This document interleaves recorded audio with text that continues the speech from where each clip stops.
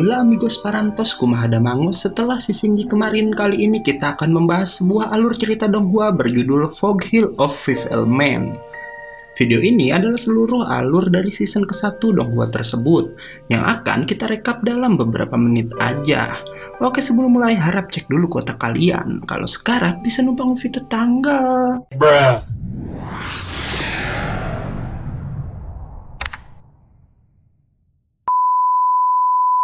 Di awal film, kita akan melihat 3 orang yang sedang berada di suatu tempat. Di antaranya adalah 2 wanita bernama Ting yang dipanggil Huoyi, Zhongping Yuanmei, dan seorang pria bernama Wen Renxuan yang sedang berdiri di depan sebuah segel bernama segel Ageis. Begitu segel terbuka, keluarlah seekor monster yang belum diketahui namanya. Monster itu langsung mendekati Xuan dan bertanya siapa dirinya. Xuan bilang ia akan mengambil sesuatu di tubuh sang monster dan langsung menggunakan kekuatan apinya untuk menyerang monster tersebut hingga terjadi pertarungan di tempat itu. Ternyata si monster sangat kuat hingga berhasil membuat Xuan terdesak. Ia lalu mengeluarkan kekuatan yang disebut api Huan dan lanjut menyerang sang monster. Tapi ternyata si monster masih bisa mengungguli Xuan. Beruntung datang seorang pria berkekuatan es bernama Zhongping Ziu yang dipanggil Xuan dengan sebutan Duoxi. Tak hanya Duoxi, lalu datang 2 wanita yang mempunyai elemen tanah bernama Tusing dan seorang lagi berelemen kayu bernama Musing.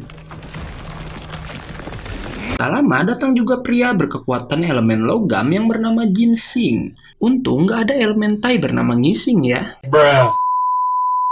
Monster tadi bisa melepaskan diri dan kembali menyerang Xuan. Ia lalu menangkap Ting dan juga Yuanmei. Duoxi yang adalah kakak dari Yuanmei mencoba menolong adiknya, tapi serangannya dapat dengan mudah dipatahkan oleh si monster. Monster itu bilang karena mereka telah membuka segel Aegis tanpa izin membuat kekacauan di dunia iblis. Ia pun membawa Ting dan Yuanmei pergi dan kembali menutup segelnya, lalu Xin pun berpindah pada seorang anak bernama Su Xiaoan, yang baru aja kembali setelah memetik tanaman obat di sebuah gunung. Xiaoan yang telah tiba di tempat tinggalnya langsung mencari ayahnya yang adalah seorang pembuat obat sekaligus kepala desa di sana.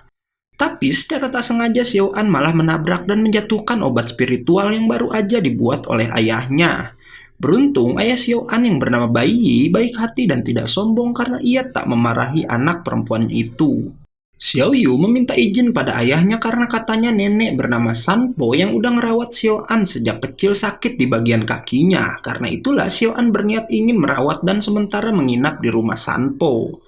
Tapi sebelum pergi, Bai Yi meminta Xiaoan mengganti guci yang tak sengaja ia pecahkan tadi.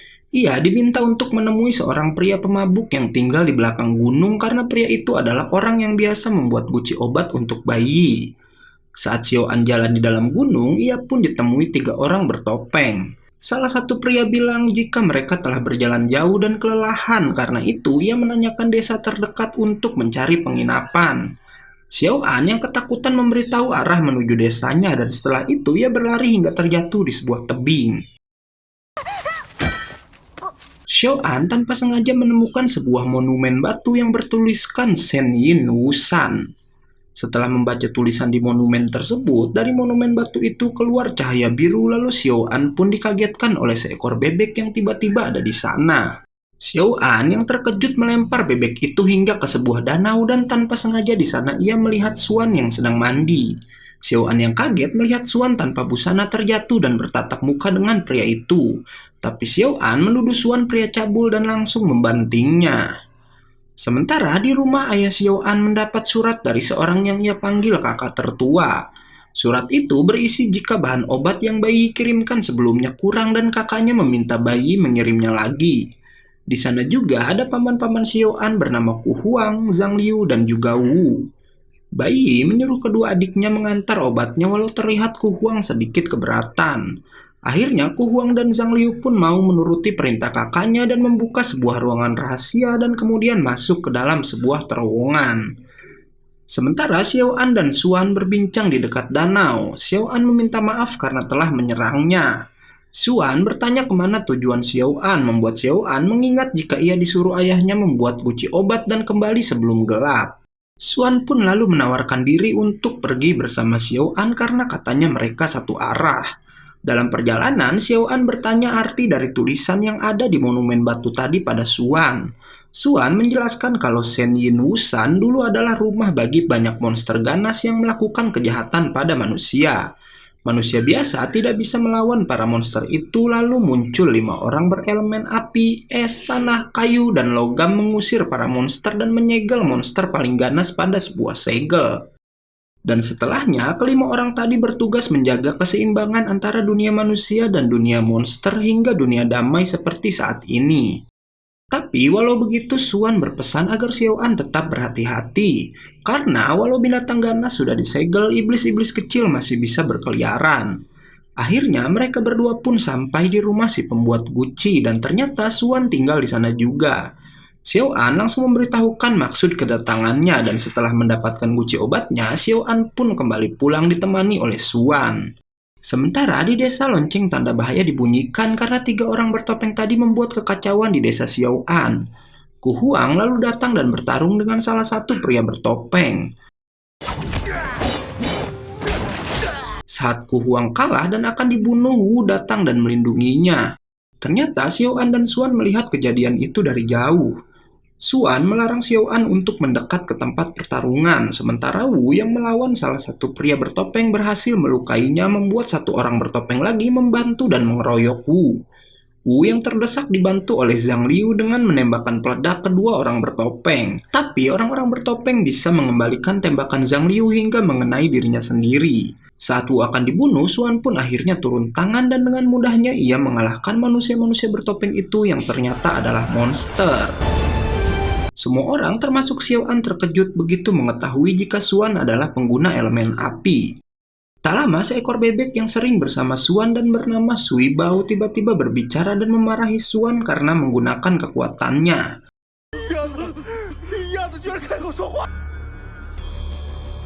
Scene lalu berpindah pada seorang pria bernama Yunki yang baru aja pulang setelah setahun pergi dari rumahnya. Ia lalu bertemu dengan adiknya yang bernama Danzi yang sangat bahagia menyambut kedatangan kakaknya itu. Tak lama mereka melihat kepulan asap dari tempat pertarungan Xuan dan segera pergi ke sana. Sementara di gerbang desa, Bayi menyuruh semua orang mundur untuk memberikan perawatan pada yang terluka. Begitupun Xiaoan yang membantu Paman Wu pergi dari sana meninggalkan Xuan yang sedang berhadapan dengan monster terakhir. Monster itu kembali dalam wujud aslinya yang adalah seekor monster burung merak. Sui Bao menyuruh Xuan mundur karena ia bilang ia yang akan melawan monster itu. Tapi yang terjadi,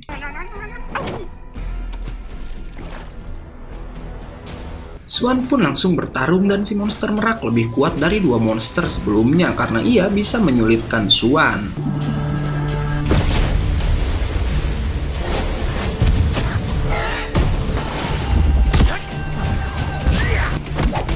Tapi Xuan akhirnya bisa menyerang balik hingga si monster melarikan diri dan langsung muncul di belakang Bayi dan semua penduduk desa. Monster itu menanyakan di mana keberadaan sesuatu yang sedang ia cari pada Bayi.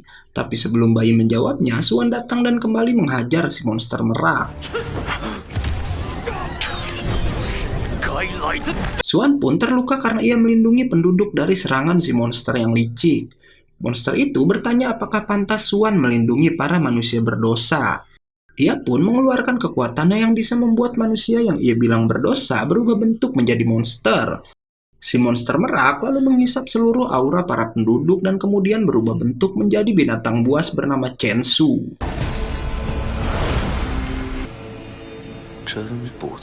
Chen Su lalu mendekati Sanpo dan membuat Sanpo menunjukkan tempat di mana benda yang sedang ia cari. Xuan yang telah berhasil memulihkan diri pun lalu mengejar Chen Su, sementara Sanpo yang sekarat berpesan pada Xiaoan jangan percaya siapapun termasuk ayahnya sendiri. Di sana juga ada Ku Huang yang berubah jadi monster dan membunuhi penduduk desa. Saat Ku Huang akan membunuh anaknya sendiri, Yunki melindungi anak itu walau akhirnya ia yang harus terkena serangan Ku Huang. Danzi yang melihat kakaknya dalam bahaya pun mencoba membantu, tapi akhirnya ia yang terkena tusukan bersama anak Ku Huang sendiri. Ku Huang yang tidak bisa mengendalikan dirinya lalu minta pada Yunqi untuk membunuhnya dan akhirnya Yunqi pun terpaksa membunuh Ku Huang di tempat itu. Yunqi langsung memeluk tubuh adiknya tapi Danzi akhirnya harus tewas karena luka yang terlalu parah. Kita kembali pada Xuan yang berhasil menyusul Chen Su dan bertarung dengannya. Chen Su bisa menghempaskan tubuh Xuan tapi ternyata si pengguna elemen api bisa bangkit dan mencoba membalik keadaan. Chen Su sangat kuat dan bisa bertarung imbang melawan Xuan, tapi tentu aja Xuan si karakter utama akhirnya bisa mengalahkan Chen Su.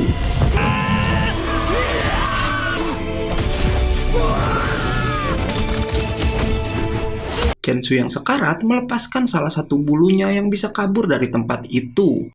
Ia lalu menyuruh Xuan melihat sesuatu yang selama ini disembunyikan bayi di bawah terowongan, tapi bayi lalu datang dan mencoba mencegah Xuan. Bayi pun terjatuh dan tanpa sengaja menjatuhkan obat yang ia sebut dengan nama pil Jusian. Begitu mencium aroma pil itu, Xuan bergegas masuk ke terowongan dan menemukan monster kecil yang mirip dengan monster di awal scene tadi. Ternyata pil Jusian terbuat dari darah monster itu, guys. Chen Su yang hampir mati memperingatkan Xuan jika selanjutnya para iblis akan merebut binatang suci itu dengan cara apapun, dan akan membalas para penduduk desa atas apa yang telah mereka perbuat. Xiaoan lalu bermimpi saat ia, ayah, paman-pamannya, Senpo, dan juga beberapa penduduk menemukan monster kecil itu di gunung. Tapi setelah terbangun, Xiaoan merasa jika kepalanya sakit dan bertanya mengapa ia selalu memimpikan hal itu. Tak lama, bayi tersadar dan merasa sedih setelah Xiaoan memberitahukan kematian salah satu pamannya. Sementara di desa, kakak kedua bayi datang dan ia bisa menyerap tubuh Chen Su lalu kemudian bergegas pergi menemui bayi. Bayi lalu menceritakan kejadian 3 tahun lalu pada putrinya. Saat itu desa dilanda wabah aneh dan di sanalah Xiaoan kehilangan ingatannya. Mereka sudah berusaha mencari obat untuk wabah tersebut tapi selalu gagal, hingga menyebabkan kematian beberapa penduduk desa. Bersamaan dengan wabah, seekor monster kecil muncul dan tak sengaja menjatuhkan sisiknya ke dalam sumur. Siapa sangka para penduduk yang meminum air dari sumur itu kembali sehat walafiat dan setelah itu mereka akhirnya menangkap monster kecil tersebut. Tak lama kakak kedua bayi datang membuat bayi sangat terkejut melihat wajah kakak dan semua orang yang dibawanya berubah menjadi mirip monster. Kakak bayi menanyakan tentang hilangnya si monster kecil. Bayi lalu menjelaskan kalau pil Jusian buatannya bisa menambah kekuatan para iblis. Bahkan semua penduduk yang sudah memakan pil itu menjadi iblis dan begitu Chen Su menyerap energi mereka, ia bertransformasi menjadi jauh lebih kuat. Karena itulah bayi takut jika mereka yang telah meminum pil Jusian sebelumnya akan menjadi santapan para monster. Kakak bayi yang sudah mengetahui kalau monster kecil di bawah Xuan pun meminta agar segera menemukan dan merebut kembali monster itu. Xiaoan lalu mengajukan diri untuk mencari Xuan karena ia telah mengenalnya dan di samping itu Xiaoan ingin menyelidiki kejadian yang telah ia lupakan karena kehilangan ingatannya. Paman kedua Xiaoan menugaskan salah seorang bernama Zenqi untuk menemani keponakannya itu. Lalu Xin berpindah ke dunia iblis di mana burung kecil yang dikirim Chen Su memberikan kabar pada para monster.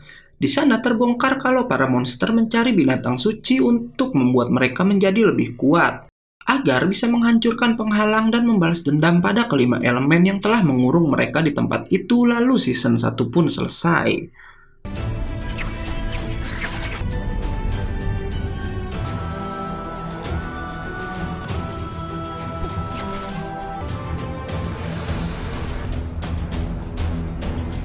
Oke, karena videonya udah habis dan season keduanya belum kelar, besok kita akan masuk ke Donghua lainnya ya.